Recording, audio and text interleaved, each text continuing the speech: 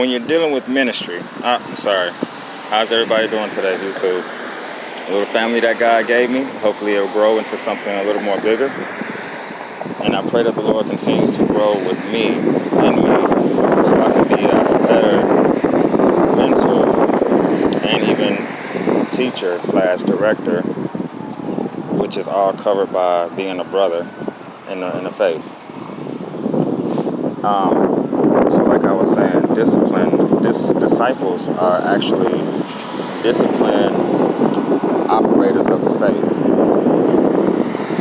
Before we give a brother an advanced status, we make sure they are able to actually understand the milk and bread in the process of the beginning going into. Some ministers / disciples can grow quickly.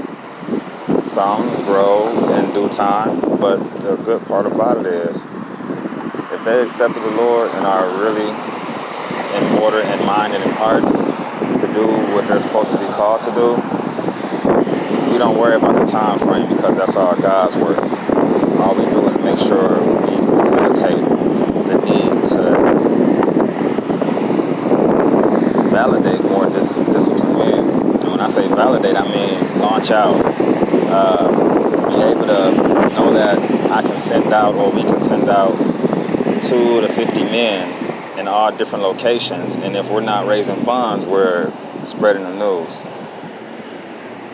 See, most of us have fallen away from our actual faith. A lot of us are even sometimes afraid to stand out there and say, yes, I'm with this brother, or yes, I believe in the Lord just like this one, or yes, I will stand out here on my own. 9 times out of 10, if you start this something on your own, dealing with the Lord, that you know He called you to do, I can guarantee you He's going to send you the people you need. He's going to send me the people I need. This is why I don't mind being out here. I was in ministry for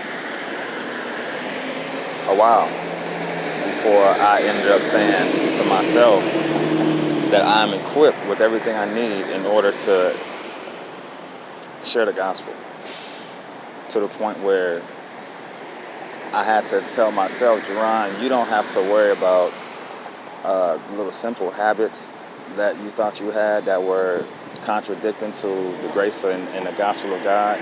The thing is this: I don't hide what I do. Like, I smoke cigarettes, and I do leave that alone. I even go to the 24-hour fitness and exercise so I can slowly push that out. But because I smoke cigarettes or tobacco, consume tobacco, I could easily tell myself, man, yeah, ain't no sense for you trying to serve God, because, you know, you blowing smoke out your mouth. How you going to be preaching the word of Jesus blowing smoke? The case is, it's not that I'm trying to blow smoke in the next person's face. I never will do that. Also, when it comes down to when it's time for me to put that work in, like clocking in, when it comes time to actively doing work for the Lord, I can go 3 or 4 days if I have to, and would stay away from, you know, nicotine or tobacco, as much as it makes me like want it, because of the presentation I have to hold. It's not like I'm being a hypocrite or hiding something. It's more of, the more that I do this and the more I condition myself to focus on the Lord only, except for my own desires and wants and needs, in due time you won't even notice it. But whatever the vice is that any one of us is held by, if we honor and respect the Lord enough to put those vices on hold long enough to do something for Him, anything for Him, that's just like praying. That's just like fasting. In due time, if you really were sincere with that, it's a twofold way. You're going to quit what it was because you end up getting so used to not doing it after a while, or you're going to be put in a certain type of realm of activity with the Lord that you have no choice but to forget that you used to indulge in whatever the vice was that you did, to where when you are reminded of it, you're like, God, I actually quit. And that's where the power of God comes in. So the whole point about the time frame, whether a minister actually develops quickly or in due time, the whole case is, if their heart and mind's in the right place, God's got the rest of it. Don't worry about it. Um, the scripture goes, I've never seen the righteous forsaken or begging for bread.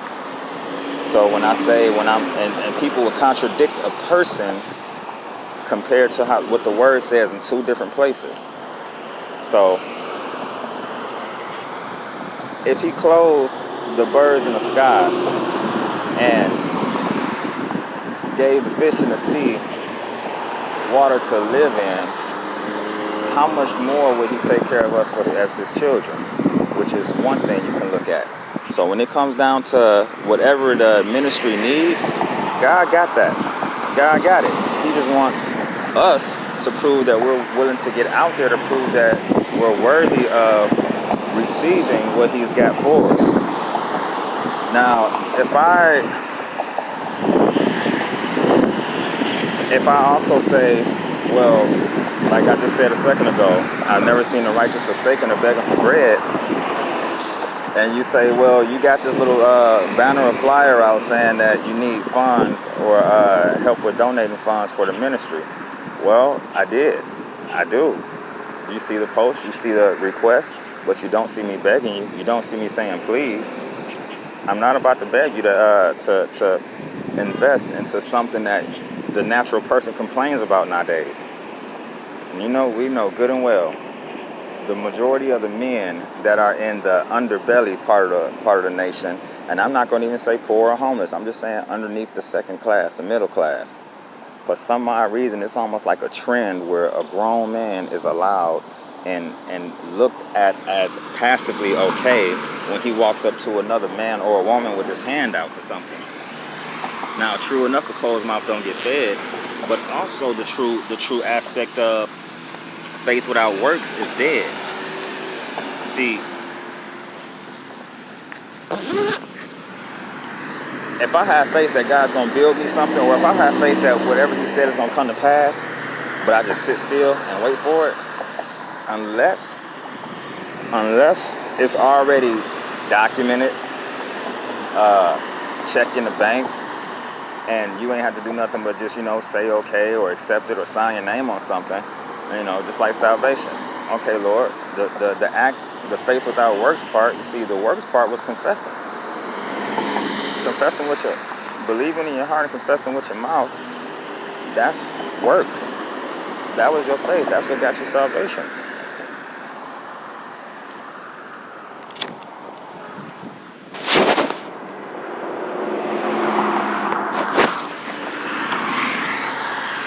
So I can't let a person tell me, hey man, you out there saying you're not trying to beg for money, but you got the sign up saying donations are accepted. Yes, once again, yes. I'm not begging you to give me anything. I'm not out here starving. I work. I have a steady income. Actually, the funding is literally going towards two types of businesses. One would be a ministry, actually, but to actually build a ministry, I need 3 offices, 3 held offices, people. I need 3 people with paperwork. I need 1 ordained minister. Thank God I am. I need 2. Oh my God, I forgot what they were. But it's 3 different entities / deities that they look for when you get ready to open up a non-profit organization. See, a lot of other businesses, you can open it up and start off with just yourself, and if it is a certain type of business, with yourself and with another. With the ministry and with the faith practice game, I said game because that's the best word I can pick up right now, but the faith practice game, you need 3 for this to work, So right now I am 1 of the office. I need 2 more. The Lord will bless with that. Either he's got it already coming, or it's about to be charged. It's about to get some kind of fire set behind it to where we end up meeting each other. Second phase is, the case 2 is, there's a business I built as far as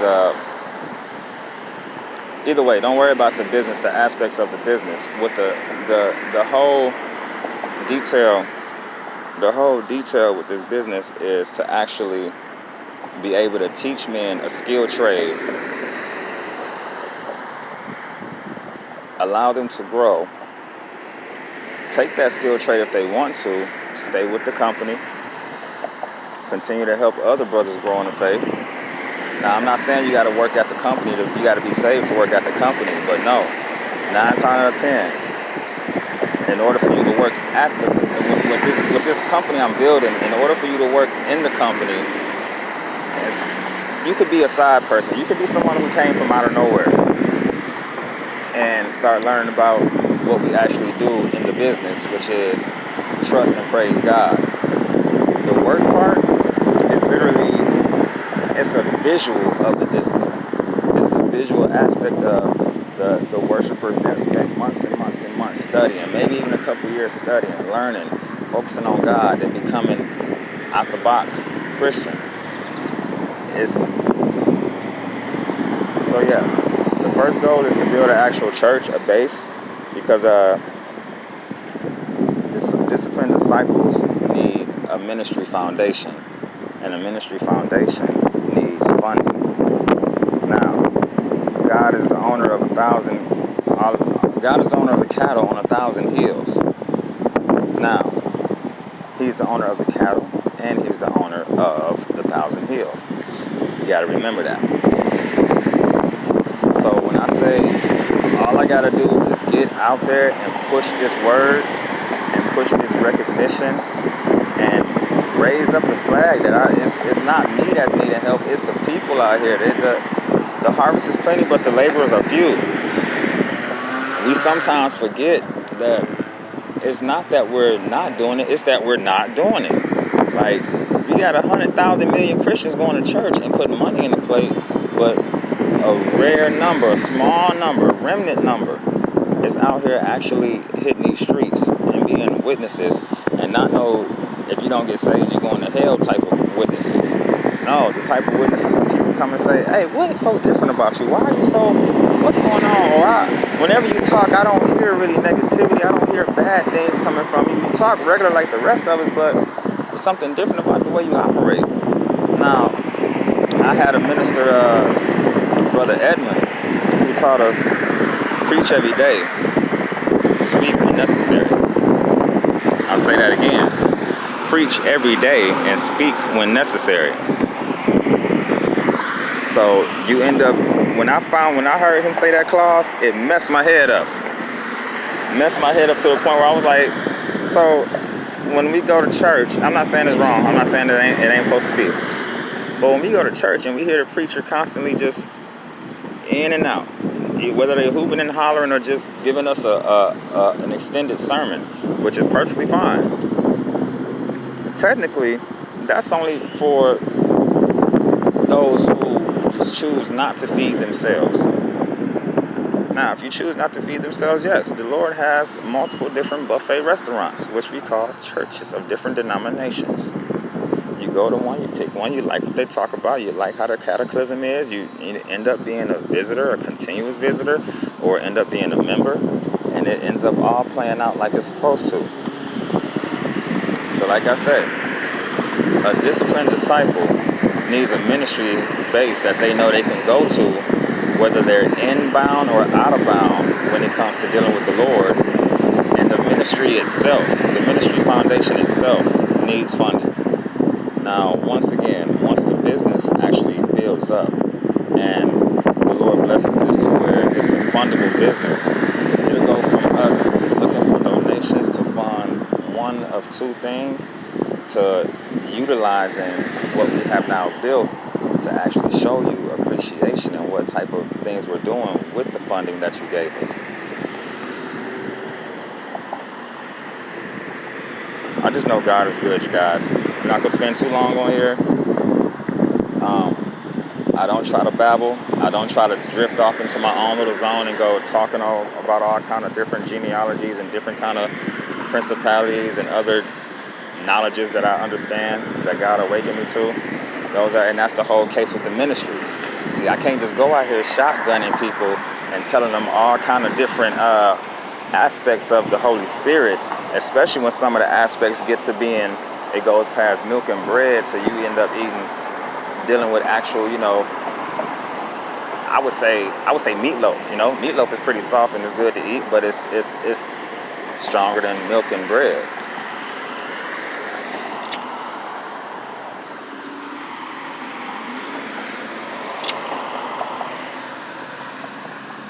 But I can't give a beginner Christian insight on the book of Jude. You understand? I can't give, well, I can if their spirit is already receptive and open enough to understand that they're receiving it and build on top of that. But if I know the person and I know they're not equipped, if I know that individual brother, minister, disciple, and they're not actually that equipped, I'm not going to give it to them. I can give it to them on a water basis. I can give it to them on a water base, and they'll see the ABC form of it, but I'll never tell them the geometry form of it. Until, not never, it's just, if it's not my place to put it in their life, it's not my place. That's God's order, that's God's deal all along.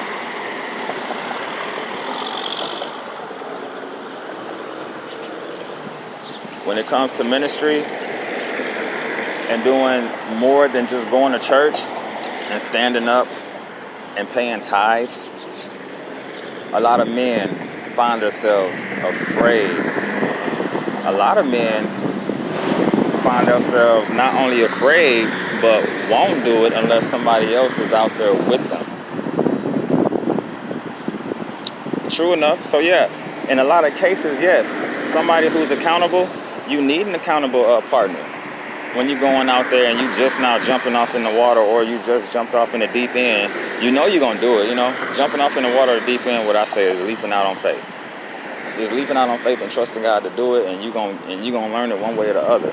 That's perfect. That's fine. It's just, you need accountability. Even if the next person is the fire starter that gets the motion going, so you can understand it's actually easy. See, every time when I go out there to set the sign up to get donations and to receive funding for the ministry,